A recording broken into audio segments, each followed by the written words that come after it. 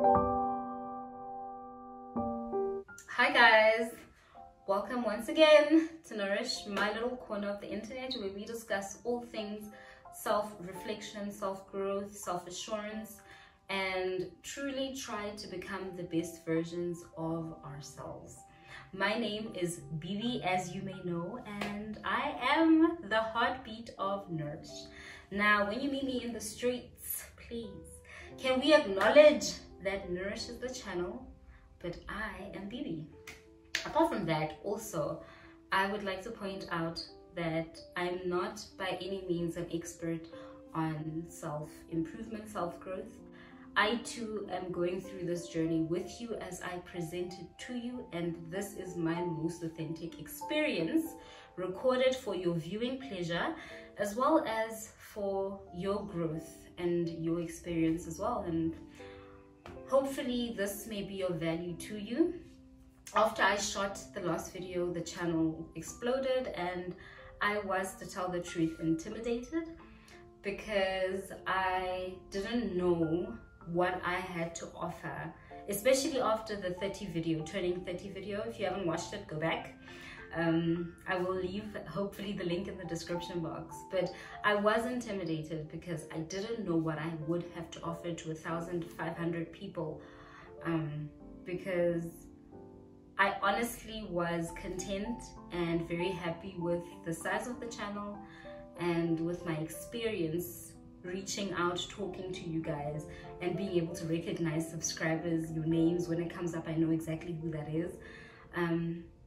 But with the growth and with the influx, I really didn't prepare myself to handle that. I knew I would reach 1,000, but I never thought after 1,000 I would grow. I just thought I'd reach 1,000, and yeah, I keep having fun with that. So today, for your viewing pleasure once again, I am doing the part 2 of the turning 30 video. I want to first of all explain why it's been 4 months. Yes, 4 months since I turned 30, and 4 months since that video was shot, not uploaded. I uploaded it later, but it's been 4 months since I turned 30, and I just like to explain, before you guys chew my head off, I'd like to explain why it took a while for us to get here. First of all, I had written the entire reflection, and it was long. I think I explained that in the previous video. It was too long to do one video, so I decided I'll do 2. And then after releasing the first video and getting your feedback and realizing that I'm reflecting as a 30-year-old, but I've only been 30 at that point for a day. So technically, those were reflections of a 29-year-old woman looking at life as 30 approached.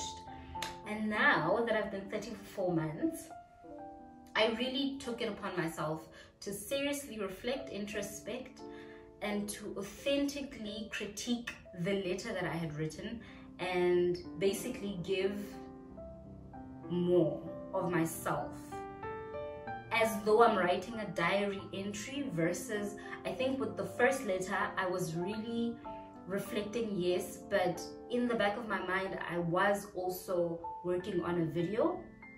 Does that make sense?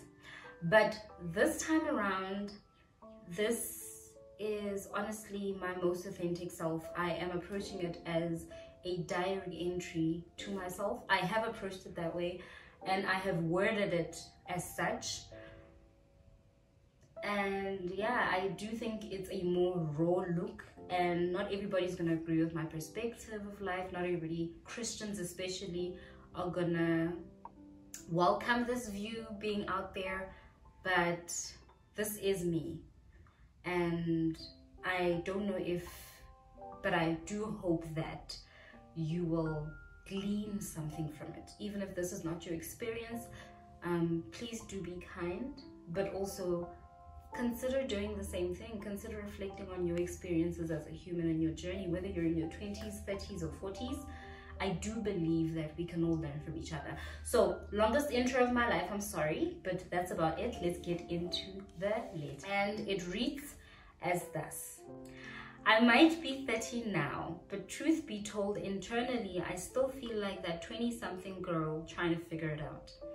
I've realized that age, growth, and maturity don't just happen overnight or occur by default.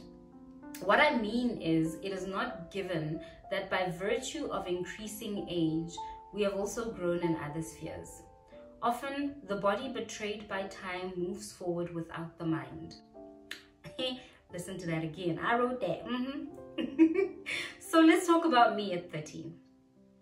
I remember in my teens, I used to dream of the 30s as living like Joan from Girlfriends. You remember that show? You know what I'm talking about. Being the super accomplished, educated, beautiful, funny, and dependable woman with a flourishing career and a beautiful home, all by the age of 30. As far as I can remember, right up until this point in my life, my dream of being in my 30s hasn't included the family in suburbia with the 2.5 kids, the white picket fence, having brunch on Sundays with other couples, and taking walks with the stroller in the park. It's become clear that I've always wanted a life that many don't desire or even agree with, but I've wanted it nonetheless, and I have worked really hard towards this life because it's what I envisioned, both knowingly and unknowingly.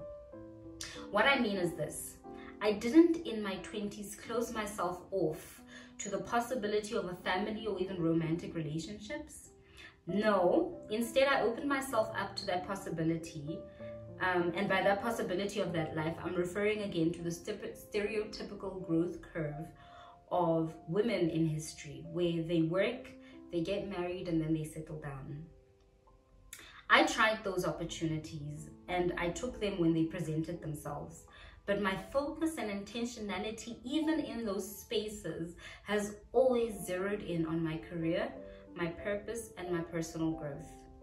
I was willing to have that life, but never at the compromise of being that super accomplished, educated, beautiful, funny, and dependable woman with the flourishing career and the beautiful home, all by 30. So let's see how that panned out, shall we?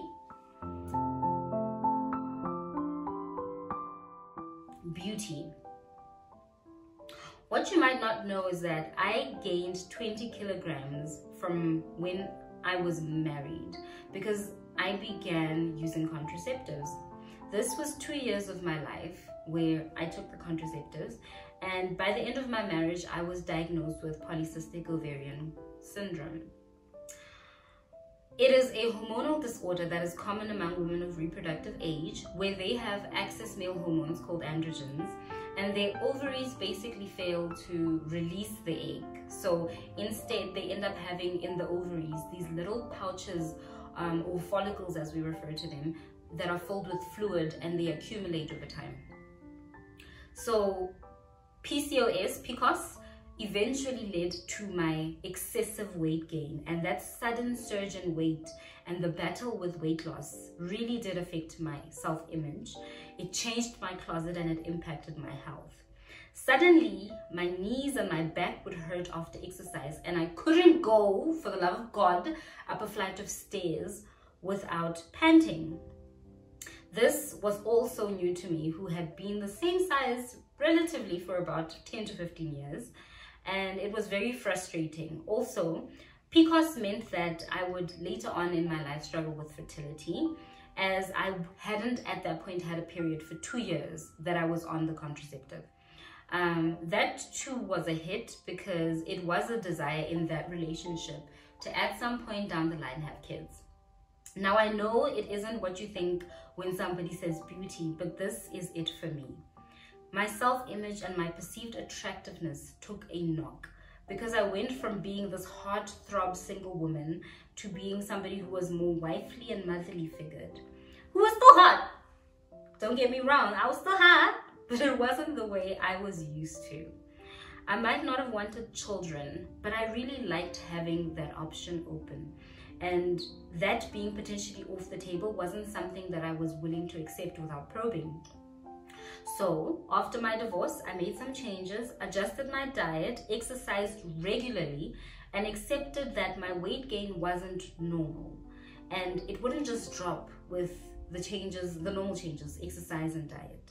So I monitored my hormones regularly through PathLab. And I took a folic acid fertility supplement. And after 3 months, I was back on my period. My skin was glowing. My health was improving, slow but steady. After a year, which is now, I have lost 10 kilograms. I am wearing my old clothes again and looking more like myself, the myself from my 20s that I remember. Although I'm still thickums, I've had to readjust my self-image and embrace my new body as I've learned how to shop for it. I've cut my hair and I've relaxed it, and also, as you can see, I have blonde braids. And I've started wearing pants again after 9 years of only wearing skirts and dresses. These are drastic changes, but I am feeling physically confident still, and I'm happy with the progress, although the journey to healing and weight loss has really been ups and downs. Throughout, I have never fixated on my weight as an issue, but instead, my focus has always been on my health. I feel most beautiful when I'm healthy, when my skin is glowing, when my hair is healthy and luscious, and when my body is at its absolute peak. To me, that is beauty. The next category, relationships. Usually, people seeking success in their chosen industries are criticized for being antisocial, and sacrificing their social lives for success. I guess that means I'm not extremely successful because I've managed to maintain a very healthy long-distance relationship with my family and friends, that is, as I've relocated to a new province and I've learned how to build new friendships. I have an unhealthy work-life balance that's never balanced, and it goes through cycles. Sometimes I'm focused on productivity and work, and other times it's my hobbies and relationships, like YouTube. Rather than stretching myself thin and trying to be everything all the time, I oscillate between these phases. This works for me, and it allows me to have a super focused and productive period, and then later allow myself the freedom to be social and sometimes even to be a hermit and just be by myself. Exploring this new city is what I do when I'm by myself, as well as just hanging out in bed. Being 30 has really pushed me to evaluate how I spend my time and what I think is important. I've met and I've witnessed patients on palliative care, each day nearing their indefinite end, and their reflections and regrets are often centered around how they treated others and who is around them in their last days. I am now more intentional about my friendships and my relationships, and I don't want them balanced either. But at each point, when each gets a turn, I really do dig deep within myself to give to those I love, as well as to receive. This includes those who make it really, really hard, because some of y'all do. But so far, so good. Those are my relationships. Let's talk motherhood. This one I've tried to previously allude to, that I've never seen myself or dreamt about being a mom, ever. But what I'd like us to acknowledge before going forward is that society is built on motherhood. It's how we make the next generation of humanity. Without motherhood and without womanhood, we would literally, as society as you know it, end. So these qualities in women should be praised and they should be encouraged, especially if we plan to proceed as a species, because otherwise the end is near. Now let's bring it back to me.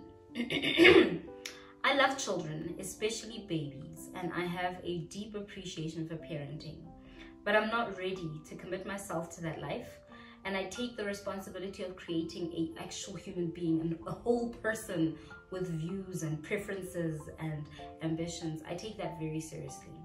So we need to be honest about having children, and those who don't desire to, and how pushing them towards having children can contribute to the number of unloved, resentful, confused, and sad people in this world.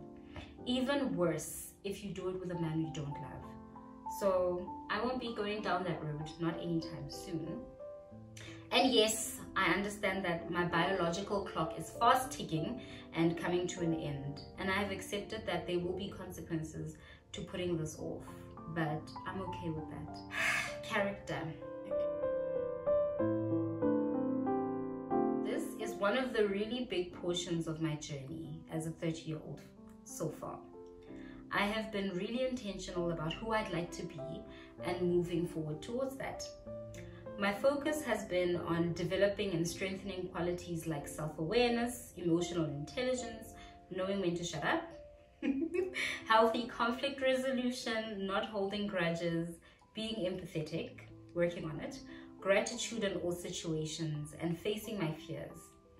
Also acknowledging my flaws.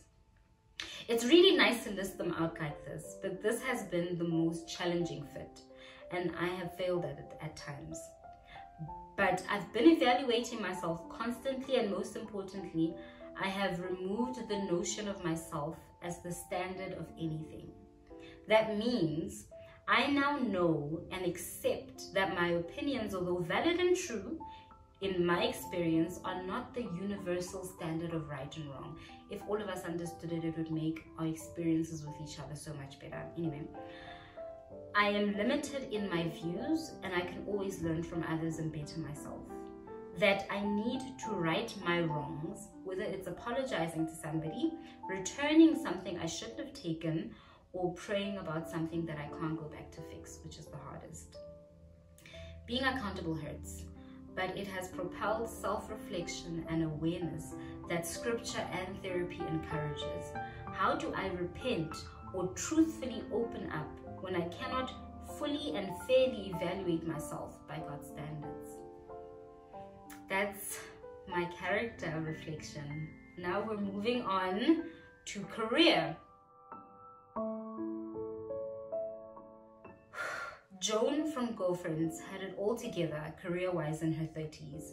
She was an attorney, she made partner by 33. On paper, she was killing it. But this wasn't her full reality. Yes, she was an attorney, and she worked in a field dominated by men, particularly white men. But she had to fight to make partner at the law firm, often got sidelined repeatedly, struggled to gain respect of her male peers, and constantly felt invisible. So, homegirl gave up her lucrative job to become a restaurant owner and a landlord. It was a scary transition, but it led to a life of her doing things that she was passionate about and things that she was really good at. And she got paid. My quarter-life career pivot was a lot more structured and very expected. I always knew that I wanted to go back to school full-time. If you haven't watched that video, it'll also be in the description box. So I always knew that I wanted to go back to school full-time, and it was just a matter of the opportunity presenting itself. That said, I am still in my scary transition phase. I do have a master's in neurogenetics, but I'm currently kind of without a career. I'm in between professions. I've gone back to school. I don't have a set definition for what I do. But what I do know is I find joy and fulfillment and contentment in serving in the capacity that I currently do. I look forward to one day having that formal job title and that defined work environment. But that's not where I am right now, and I'm okay with it. The life that I have chosen. I am a content creator here on YouTube, small but significantly making an impact in my community. And this has been my creative outlet, a sort of diary. I'm new at it and I'm still learning. And although it doesn't really pay me, I do enjoy it. I guess like Joan, I have both the privilege of working in a field I'm passionate about, not YouTube, but health. And having outlets of things that I'm really good at, YouTube and other things like carpentry that I do. The next section is husband, the long-awaited. Let's get into it. This one isn't complicated, but it might be harder for you, the listener, to understand or even relate to. At 30, I am divorced, and this is a decision I stand by and I am fully content with a year later. I'm in a very weird place with men, with intimacy and relationships. My standpoint, romantic relationships that is, my standpoint on remarrying after divorce is the biblical view that I subscribe to. In summary, 1 Corinthians 7, 10 to 11 says, "To the married I give this command, not I but the Lord. A woman must not separate from her husband." But God knew we'd do it, so he said this. But if she does, literally it says, but if she does, she must remain unmarried or else reconcile with her husband. I'm not doing that. Being single forever doesn't faze me because I've always been a content single person and I've always been fulfilled in my singleness. It's what I've known for the longest, longer than I've been in any serious relationship. And I've never been one to seek male companionship either. So this is my norm, and now, unlike before, it's actually because I'm choosing to be single, and it is based on my convictions rather than it being based on not finding a suitable partner. The difficulty, you wouldn't have guessed, has been in explaining my stance to others, especially to men who are in pursuit and think it's merely an excuse I'm making because I'm not interested. To be fair to them, I did say that I wasn't the marriage material type. And then jiggy I got married. So I guess I've lost their trust. But this is different. This is what I've chosen and it is what it is. These are my reflections as a 30-year-old. My 20s were magical. I lived, I traveled, I gave, and I grew. I achieved most of my goals. Plus, I have a few impressive designer bags to prove that I was once young and stupid. I'm not quite where I thought I'd be, and neither am I completely like Jones from Girlfriends. But in my own way, I too am a super accomplished, educated, beautiful, funny, and dependable woman with a budding career, and a beautiful rental home, all by the age of 30. I am today my wildest dream. Thank you so much for listening. I don't know, I am a little anxious and a little uncertain about putting this out, but I do hope that it is worth the wait, because if you really listen to that, that is my truest heart.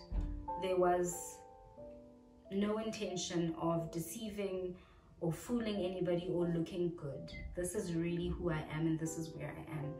And I hope that future me, hi baby, if you're watching this at 37 or 40, looking back at this very moment, this is exactly who you were. And I'm proud of me 10 years ago. So it's, I guess, a full circle moment. And I highly encourage you to do one of these yourself, do a reflection.